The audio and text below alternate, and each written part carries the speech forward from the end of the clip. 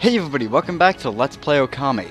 Last time, we found out that Rao was really the Dark Lord of Oni Island, and that she killed Queen Himiko with the power of the Fox Rods. Now, Queen Himiko tied her fate to the crystal ball and found out the location of Oni Island anyway, just off the coast of Yoshima Coast at Watcher's Cape. We're heading there even if we can't break the barrier on Oni Island, because why let the revelation go to waste? There is really no hope of breaking it. The water dragon's dead, but it's better than nothing. We might as well try. Now, this is one of the parts of the game that I absolutely love. I know I've been saying that a lot for this arc, and as this is my favorite arc. But again, the music. I've praised Kushinan to Gets a Ride or whatever. I can't remember the track right now. I've praised the song enough. I've praised it two times already. And I'll praise it more, but hey, how did you get in here, Mutt? This is terrible. How did you get past our foolproof defenses? How could we let Queen Himiko down like this? Get out of here, Mutt. Anyway, you have to get to Watcher's Cape before sunset. Well, technically it's approaching sunset. I wouldn't say it's sunset right now, but anyway, you have to get there before sunset. If you don't, I believe, time is ticking. If you don't get there, and I've never failed this, but I've heard people that have, maybe they're blind for all I know, but you just respawn back at Himiko's room, and you get to try again. There's not, infinite game over, basically. But, yeah. I also love the way Okami looks at sunset, where it doesn't, it doesn't take the general sunset look. It takes like a pink look. I don't know. I like that look a lot. I think it matches Okami in general well, with the whole, Japanese, art style, where there's cherry blossoms and all. I think the pink, theme fits it well. As well, I guess I'll just take the time here to just, gush about Okami's art style and art direction, because we're gonna see some really good examples of it coming up. Seriously, the art in this game is fantastic, and if you own the art book, you actually get a little of history behind it, and this whole part. How on earth do you get into the city? Security's so tight, no one should be able to get through. Oh well, I don't suppose we need to worry about a dog too much. You look far too cute to be a demon in disguise anyway. I love how the sky shifts to this cloudy, dark, foreboding color, I suppose.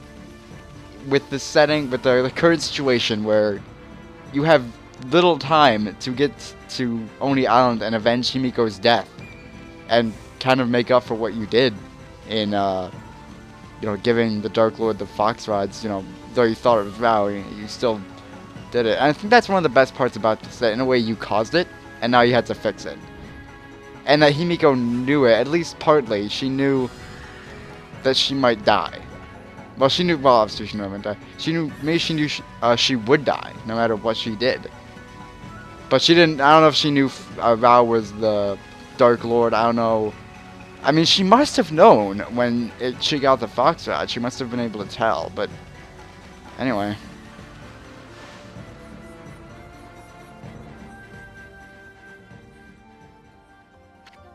Why, Amaterasu? Hi, babe. How'd you ever find this place? I sensed Queen Himiko's fathomless regret upon her last breath. It made its way to the distant halls of the Dragon Palace. Behold, the sun. Even now it sinks down beyond the sea. Once it is gone, so too shall Oni Island disappear. No one knows where it will appear next, and no art known to mortals can divine its location. That may be true, but listen. It really doesn't matter, because we can't break the barrier. I mean, the water dragon was our only hope, and it's dead now. The water dragon is not dead in the true sense of the word. I can harness its power with a sincere prayer to the dragon orb. Behold, Amaterasu, I, Otohime of the Dragonians, shall transform into a dragon and break through the barrier on Oni Island. May I serve you as a divine bridge to the heavens.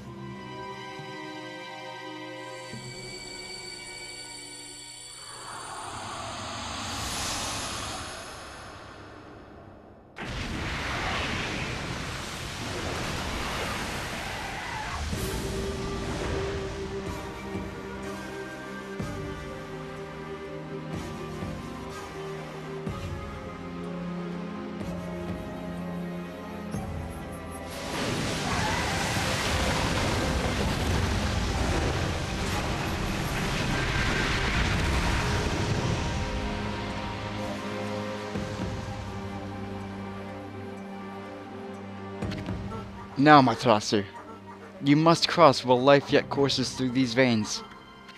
Okay, hang in there, babe. We'll be back in a jiffy. Sorry, Furball. Looks like melee dumplings aren't in your future. You'll have to settle for kicking some monster butt on Oni Island.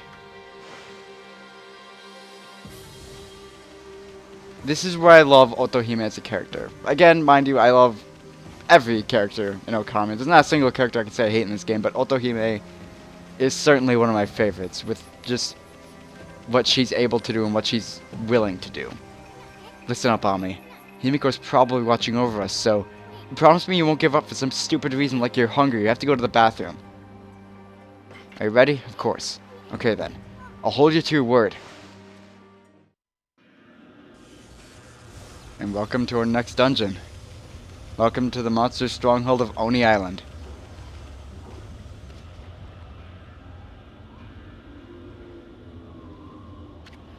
Whoa, that looks nasty. Normally we'd be crispy critters if we touched that stuff. But it shouldn't be any different from water for you now, Ami. Come on, how about some of that water magic for yours? What the heck are you doing, Furball? You're gonna break Otohime's concentration. Cut it out. Yeah, that's what happens if you examine Otohime. You can also power slash her. What happens if you place a cherry bomb? Not to ruin the seriousness of this moment. Okay, nothing. Good. Yeah, for some reason this lava acts as water. When you can make, lava spouts, I guess, would be the term for it. I don't know. Anyway, Oni Island is actually one of my favorite dungeons in the game. It starts off kind of slow with this section. Well, actually you can skip this section entirely if you wish, but Oni Island is actually like a lot of the dungeons in the game, somewhere you cannot return to no matter what. There is never a point in the game where you can come back to Oni Island. So explore it all you can, because there's treasure here, very valuable treasure that you do not want to miss out on. And we'll be getting as many as I remember exist. I don't know, I'm sure I don't know every single treasure in this area, but I think I know a good amount. You can swim over to the other side, because you can swim in lava. We have the fire tablet. Shouldn't be a surprise. I didn't react to it, actually, thinking that now. But anyway. You can swim over, but I would simply suggest jumping. Okay, I thought it glitched out. Well, not glitched out, but the camera was being weird and I couldn't tell where it was. Anyway. The camera can be a bit odd in Okami sometimes, admittedly, but for the most part, like 90% of the time, I think the camera is really good. If you jump around here, well, you don't have to jump around here, but, you can. You can get this crystal. And on the other side as well, if we run over there, there's another treasure. I kind of like areas, for LP purposes, where you can't, return to, because it makes my day easier, where I don't have to remember stupid locations. And plan out a route to get them, but, yeah. Exorcism Sip S over here, not quite as good of a treasure in my opinion as a crystal. I guess I can sell exorcism slip, but not for as much. Anyway, I cut the vine. Okay. I didn't know you could do that. That serves absolutely no practical purpose as far as I know, but cool. You can cut vines from Vine Whip. That's Vine Whip. Is it called? No, it's not called Vine. It's called Vine. It's not even called Vine Whip. I'm thinking of Pokemon for some reason. I don't even like Pokemon. Oh no, I'm gonna get banned from something. Bulbapedia. I'm gonna get banned from Bulbapedia. There we go. I don't even have an account there. They're gonna make me an account and they're gonna ban it. That's how they are, and I'm sure. I'm sure there's just a bunch of assholes over Bulbapedia. Positive. I don't know that at all. Anyway. We're on the exterior of Oni Island. We're not even inside the dungeon yet, and already we've gotten a good amount of treasure. These rocks serve absolutely no purpose other than giving you ink. The outside of Oni Island serves an actual pretty important purpose in introducing two new enemies. The Blue Ogre and the Red Ogre. We don't have their full finish yet, but these are actually some of my favorite enemies to fight. I don't know, I really like fighting them. It's weird because they're defensive enemies, and I generally don't enjoy fighting defensive enemies. But, I don't know, for some reason I really enjoy fighting these guys. Use Veil of Mist as always. That's what I forgot to do during the Vow fight, I realized. Looking back, I didn't use Veil of Mist. And that's my #1 tip for battles. As soon as you get Veil of Mist, use it for battle. When you get these enemies tired, you gray them out, I suppose. You can, power slash them to get rid of their mask, dropping their defenses. That is incredibly helpful because then you don't have to hit them from behind. And Veil of Mist makes that pretty easy to do, admittedly. but you then don't have to worry about it at all. I'm pretty sure. I don't actually know the differences between the red ogre and the blue ogre. From what I can tell, they're basically the same enemy. Maybe one's a bit more powerful, while one's a bit more fast. I'm honestly unsure. That's me going the Smash Bros. Route of how palette swaps generally work. At a base level, that is. But yeah, I don't know. If someone knows, please feel free to say. But I really don't know the difference between a red ogre and a blue ogre.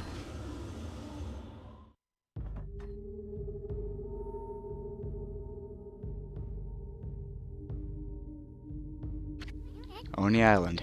You have to have a pretty warped mind to build a castle here. I bet those 2-bit monsters think they're big shots living here. Let's teach them a lesson by fighting our way to the top and dragging that fox-headed wench down by the scruff of her neck. Oni Island is one of my favorite dungeons because it has an interesting gimmick in a way all throughout the temple that's not really intrusive and not really annoying. It's just fun. Anyway, we have an imp merchant here. I'm gonna sell all my stuff, and I'm actually gonna. Well, what do we have to sell for one? I'm not gonna make any. Okay, I don't have more than one of that. I'm gonna make. Yeah, there we go. This is faster. See? Faster. You don't have to mash the button. Why don't I do that all the time? I don't know, but I don't. And we got like a thunder symbol, a lightning symbol on the board, door. You can see why this is my favorite temple because of my username. But before we can grab this key, this lockjaw key, we have a fight with wheels. Okay. Use wind. I suppose we could show off whirlwind if it's gonna work. Work. There we go. We did it. Basically, it creates a whirlwind around you. You can run at enemies and hurt them. And it also counts as a flow finisher if it is that enemy's flow finisher. Gale-storm. Basically wind elements. I believe there are specific, like, other ones that don't count towards that. Not, like, water ones that don't count as that other water one. Or fire ones that don't count as that other fire one. I don't know.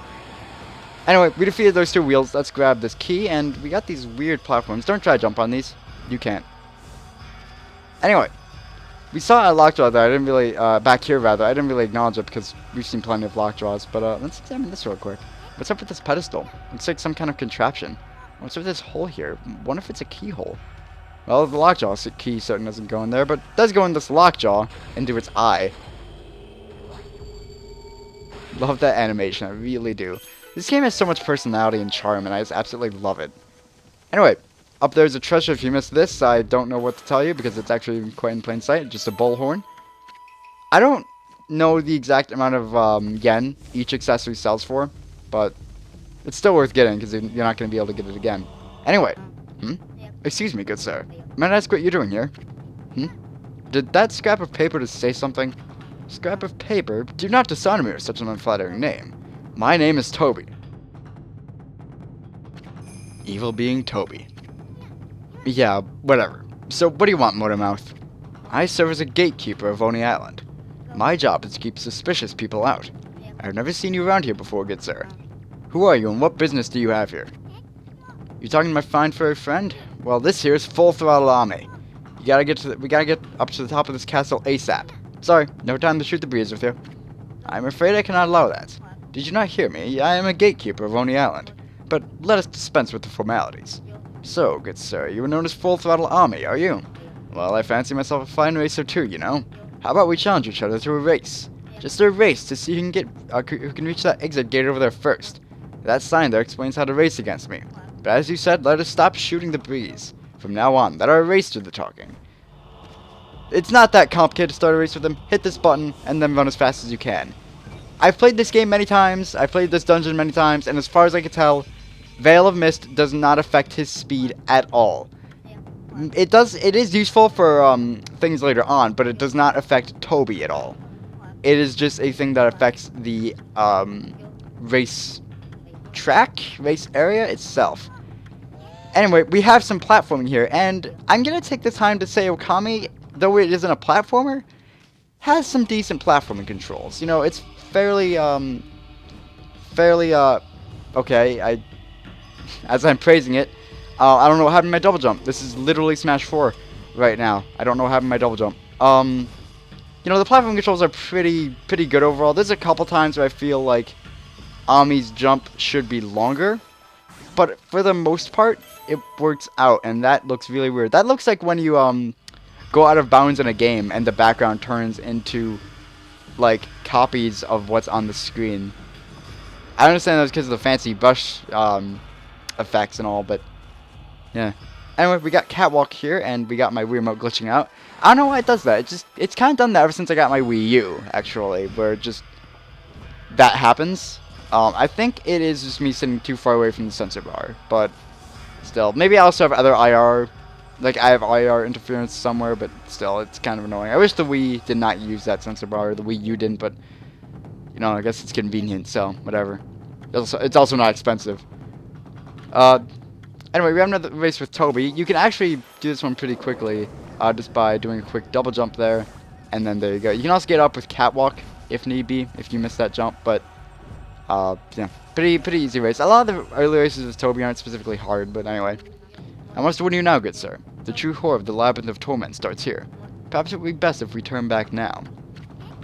Getting gold feet, aren't you, Scrap? Now stop blabbing, let's get on with it. I was hoping you would say that, good sir. The passage of saws lies ahead. This is where I get serious. I don't think he can get cold feet because he's a scrap of bloody paper, but, you know, whatever he's saying, you know what's best. I would like to mention, back at the second race, the one where there was a giant pit of spikes that I actually failed in, that one gets easier as you go along. If you keep failing at it, it will change the layout to make it easier. And I believe if you fail enough, it just is like not a straight platform, but a bunch of connected platforms, which could be insulting to some. For me, I mean, I kind of do wish that they didn't make it easier, you know, a forced easy thing. But as far as I know, it's the only one that does it. And it's not at all a thing that stays constant throughout the entire game, where if you fail at boss fights, it makes it easier. If you fail at a dungeon puzzle or whatever, it makes it easier for you. You know, it's that one specific case. I don't know why it's that one specific case, but anyway. That one can be a bit difficult. I would suggest fail and miss to slow down the saws. But if you're not specific and you don't know how to control the game really well, or fairly well, that can be, you know, a bit of trouble. Specifically, that camera turn can be a bit of trouble. I'm surprised I got through it as easily as I did. I thought I was going to get hit, but hey, whatever. Very well, let's try something a bit different this time. No disrespect intended, good sir, but do you think you can beat me in the Chamber of Delay? This is one of my favorite chambers where you get to the door and then battle. Now, what I would suggest for this battle, because you want to get it over with quickly, we got Cherry Bomb 2. We got Cherry Bomb 2, right? Yes. Let's use it. That did not do nearly as much as I would have hoped. Whatever. Toby does go pretty slow. You can actually see him going throughout the battle. Now there he is. You can see how slow he's going. You get plenty of time for this. And maybe this is another one of those chambers that gets easier as you go along. I don't know how many of them do it. If it only is that one, or if it is all of Toby's races. I think that might be the only race I've continuously failed with Toby. And it's not like it, you know, gets easier the first time you fail. It gets easier like... Also, this really needs to end because he's actually really close to the door. I said I gave them enough time. Okay, we're good. You also get yen for winning against Toby. And there's one specific one later, and I'll talk about it when we get to it more, that I'm going to be waiting at to get a bunch of yen, and I'll explain more as we get there. You can't really grind yen on any other Toby one, as far as I can tell. Maybe you can. I don't know. I didn't test it with anyways. Anyway, this room. You can get past it pretty easily by jumping on the side. Also, this is another healing thing, like we saw in the Water Dragon. They exist in more places than the Water Dragon. Basically, power slash these statues to disable them and fall in the acid. Good. To disable them, and then you can slip past them and not fall in the acid, because that was not intended to do. Veil of Mist is kind of helpful. I don't even know if Veil of Mist is actually helpful at all, actually. If it slows down the statues. Let's check. Got a pearl here. Let's check if it slows down the statues. Doesn't seem like it does, actually. Nope. Veil of Mist is not helpful here in the slightest. It does not slow down the statues. It's kind of selective, Veil of Mist. And it's selective in a really weird way, where sometimes it'll slow this down and sometimes it won't. Like, it doesn't slow down Toby, for example. Like, why? Where you're slowing down time. I guess they're just immune to the effects. I mean, I know gameplay. You know, don't want to make everything ridiculously easy, but I don't know, little inconsistencies like that bother me a little bit. Anyway, here we have the blue Cyclops. That's what it's called. I like this enemy a lot. I didn't mention it, but I like the personality behind it, mainly because we didn't have much enough time to mention it. I was explaining how to fight it, but I believe you can put these water orbs out, fire orbs, out with water, and then they won't be a problem for you. Wow, he just shot everything at me. That's nice. I don't think you can relight his no, you can. I was mistaken. I was gonna say I don't think you can relight his cigar with that, and his full finisher is water spout. Huh. I guess we did have a full finisher. I thought it was an unlockable water technique, but okay. Well, it's gonna flash on screen right now of the actual full finisher one. Sorry that I was mistaken. We did have a full finisher, but I thought it was something a bit more specific. None of my comments have made it this far. It would appear you are not an opponent to be taken lightly. But I've had enough. It shall all end here. I, Toby, shall risk it all in the passage of needles. Not that much to risk. Oh god, there is run! Quite a lot of risk there. Anyway, let's blow up this wall. No risk there. Just blowing up a wall. No problem. Anyway, we're reaching about the amount of time I would like to end this video on. We're just going to do a little bit more. Going to get this lockjaw key and destroy the lockjaw that it pertains to. That will kill unlock. Do we unlock lockjaws or kill them? What's like... Is there a difference with lockjaws? I mean, I guess not. You're unlocking them and thus they die. So you're killing them. I guess dying and being unlocked are just one and the same for the poor little lockjaw. Huh. You gotta feel sorry for it, really. Not enough to not do it. I mean, we got Venshimi going on, but you gotta feel sorry for it. Look at it. Anyway. Yeah, that's gonna end the episode. Hope you guys liked it. We will do more Oni Island next time on Let's Play Okami. See you then.